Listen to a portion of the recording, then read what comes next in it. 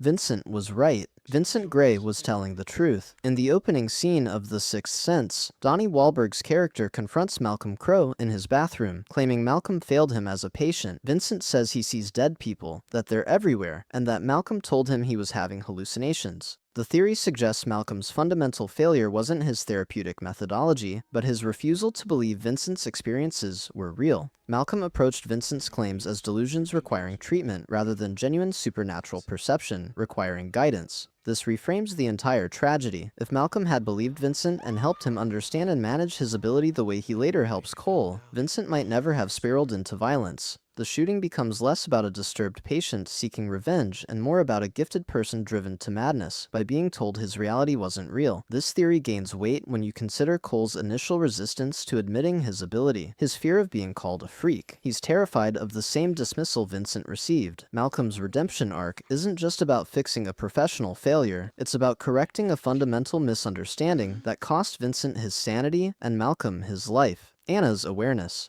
Anna Crowe can see Malcolm, but chooses to ignore him as part of her grieving process. Throughout the film, there are moments where Anna seems to acknowledge Malcolm's presence in ways that contradict the idea she can't see or hear him at all. At the restaurant anniversary dinner, she arrives, sits down, and waits, seemingly for someone. She orders wine for two. Her body language and the way she eventually leaves suggest disappointment in being stood up rather than dining alone by choice. The theory proposes Anna can perceive Malcolm, but has psychologically chosen to ignore him, treating him as not there because accepting his presence means confronting his death. In their home, there are moments where her eyes seem to track movement, where she pauses as if sensing something. When she falls asleep on the couch watching their wedding video, Malcolm sits beside her, and she doesn't wake, but her hand moves near where his hand rests. Grief can manifest in denial so powerful it becomes a form of selective perception. Anna's depression, her medication, her withdrawn behavior all support someone who knows her husband is gone but can't fully accept it. This theory suggests the supernatural rules of the film allow the living to perceive ghosts, but also allow the living to choose not to engage, creating a two-way street of denial between Malcolm, who doesn't know he's dead, and Anna, who can't admit he is.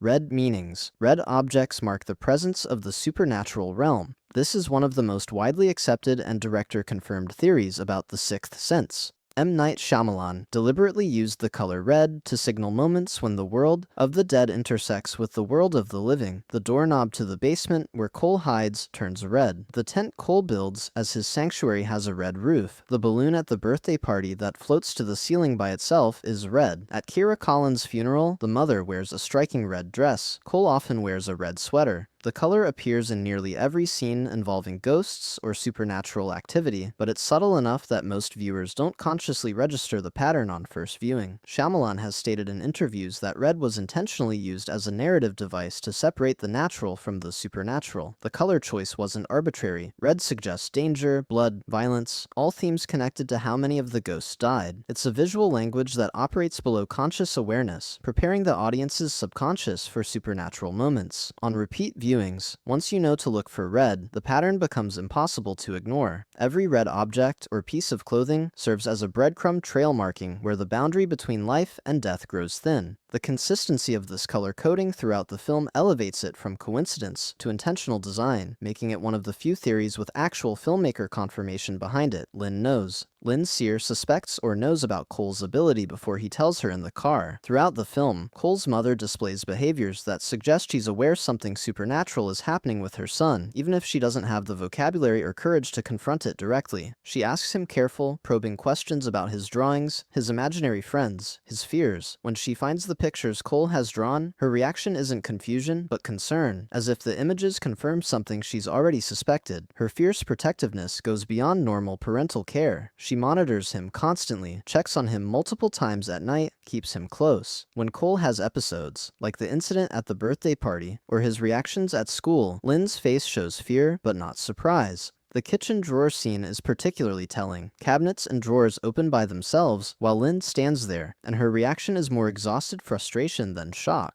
She says to Cole later that she's been having feelings like someone's angry at her, that things are wrong in the house. She's experiencing the supernatural activity, but attributing it to stress or imagination. The theory suggests Lynn has spent years knowing her son is different, seeing evidence of unexplainable events, but lacking any framework to understand what's happening. She can't articulate it, can't admit it, can't help him, which makes her feel like she's failing as a mother. When Cole finally tells her about her own mother's message at the grave, Lynn's breakdown isn't just grief, it's relief. Relief that she's not crazy, that her son's strangeness has an explanation, that the things she's witnessed are real. Malcolm's real business. Malcolm's unfinished business isn't helping Cole, it's reconciling with Anna. This theory reframes the entire narrative structure of The Sixth Sense. While the surface story suggests Malcolm stays in the earthly realm to redeem himself professionally by successfully treating Cole where he failed Vincent, the deeper truth is that Cole is merely the vehicle through which Malcolm achieves his actual unfinished business with his wife. Throughout the film, Malcolm's thoughts constantly return to Anna. He watches her sleep. He attends her antique shop. He sits beside her at the anniversary dinner. He obsesses over their relationship and what went wrong. His sessions with Cole, while meaningful, always circle back to themes of communication, regret, and love. Cole becomes Malcolm's teacher, not his patient. By learning how to communicate with the dead, Cole gives Malcolm the framework to understand his own condition. The pivotal moment isn't Malcolm successfully helping Cole communicate with his mother. The pivotal moment is Malcolm finally seeing his wedding ring in Anna's hand, understanding he's dead, and whispering to sleeping Anna that she was never second in his life, that he loves her. That's when he can leave. Cole's healing is important, but it's not what's keeping Malcolm tethered to the physical world. Malcolm's guilt about Anna, about prioritizing work over their marriage, about the distance between them before he died, that's the chain. Helping Cole gives Malcolm the knowledge and acceptance needed to communicate with Anna one final time, which is what allows him to move on. The film is structured as a redemption story about a psychologist saving a child, but it's actually a love story about a husband saying goodbye to his wife.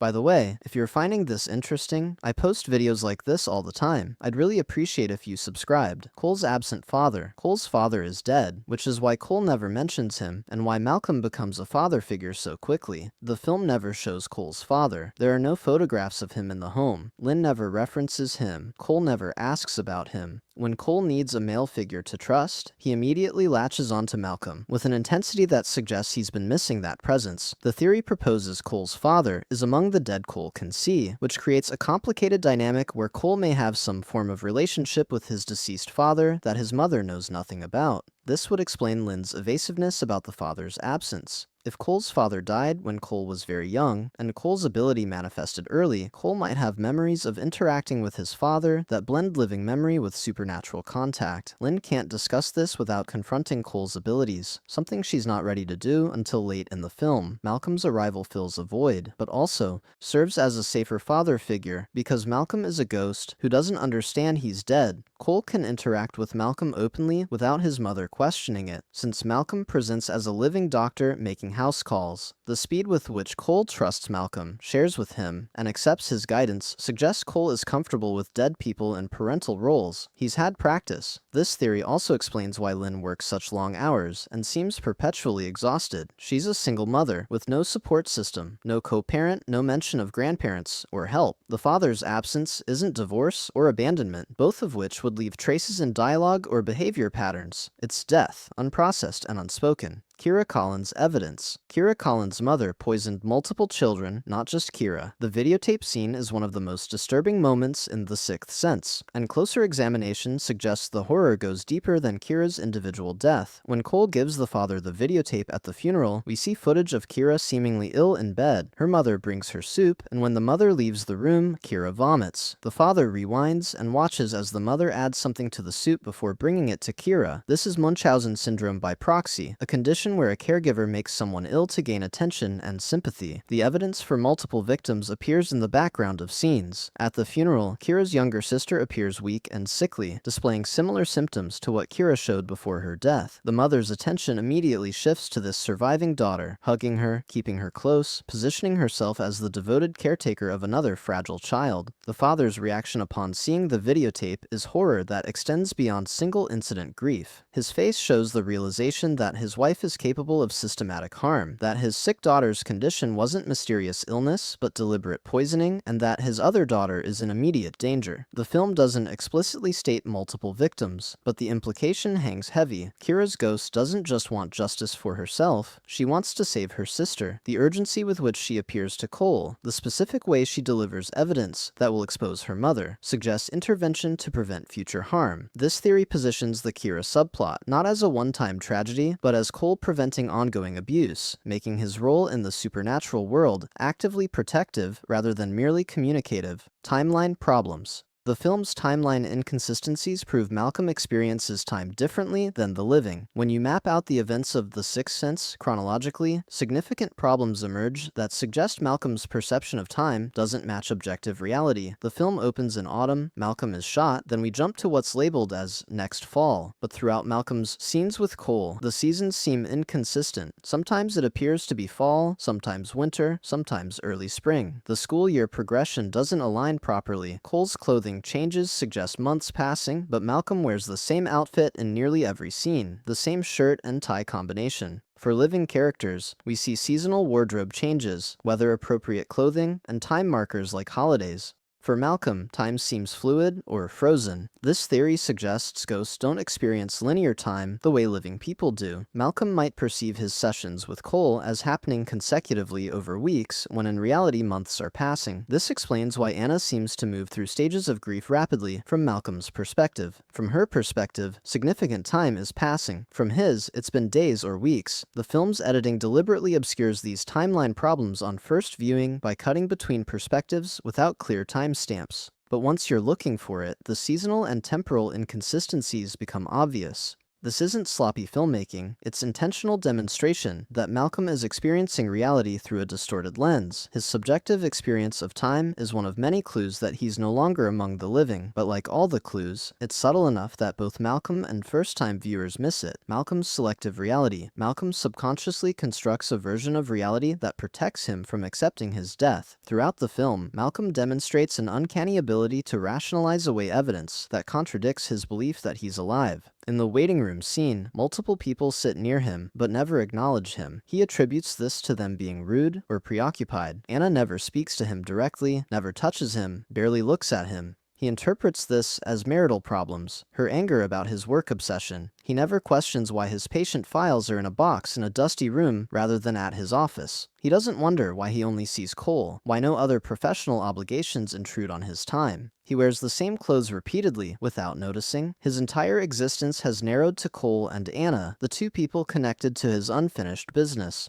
The theory suggests this selective perception is how ghosts function in the film's universe. They see what they need to see, interpret what they can handle, and unconsciously edit out contradictions. Malcolm notices enough to feel something is wrong. His confusion about Anna, his sense that things don't add up, but his mind can't make the final leap to the truth. It's protective psychological filtering. When dead people appear to Cole, they often don't realize they're dead initially. They're confused, angry, seeking something, operating under the belief they're still alive until confronted with undeniable evidence. Malcolm is the same. His intelligence and professional training don't help because the filtering happens below conscious awareness. His mind is protecting him from a truth he's not ready to face, constructing a coherent narrative from selective observations. Only when he sees his wedding ring in Anna's sleeping hand, a physical impossibility if he's wearing it, does the selective reality break down and force him to confront what he's been unconsciously avoiding throughout the entire film. Tommy's fear. Tommy Tamissimo can sense something wrong with Cole, even if he can't see ghosts himself. Tommy is presented as a school bully who targets Cole, but his behavior suggests something more specific than typical childhood cruelty. At the birthday party, Tommy's fear of Cole is genuine and intense. When Cole is locked in the closet and something supernatural happens, Tommy's reaction isn't just guilt about a prank gone wrong. He's terrified in a way that suggests he witnessed or sensed something that confirmed his existing suspicions about Cole. Children in the film seem more attuned to supernatural presence than adults. They're closer to that boundary, less skeptical, more open to perceiving things that don't fit rational explanation. Tommy might be picking up on Cole's connection to the dead without understanding what he's sensing. He knows Cole is different, wrong somehow, dangerous. His bullying is less about dominance and more about maintaining distance from something that frightens him. This is why Tommy specifically targets Cole rather than cycling through victims the way typical bullies do. Cole isn't convenient or weak in Tommy's mind. Cole is threatening on an instinctual level Tommy can't articulate. Other children at the school seem to avoid Cole as well, creating a circle of isolation around him. The theory suggests some living people, especially children, can sense supernatural presence even if they can't see or communicate with ghosts. They feel unease, get chills, experience fight or flight responses without knowing why. Tommy's hostility toward Cole is misdirected self-protection. He senses the ghosts that surround Cole, feels the wrongness of the boundary violation Cole represents, and attacks the source of his discomfort because he lacks any other framework for processing what he's perceiving. This makes Tommy more tragic than villainous, another child suffering from proximity to the supernatural without the ability to understand or articulate his experience. If you found this breakdown interesting, consider subscribing so you catch all future uploads. Thanks for watching.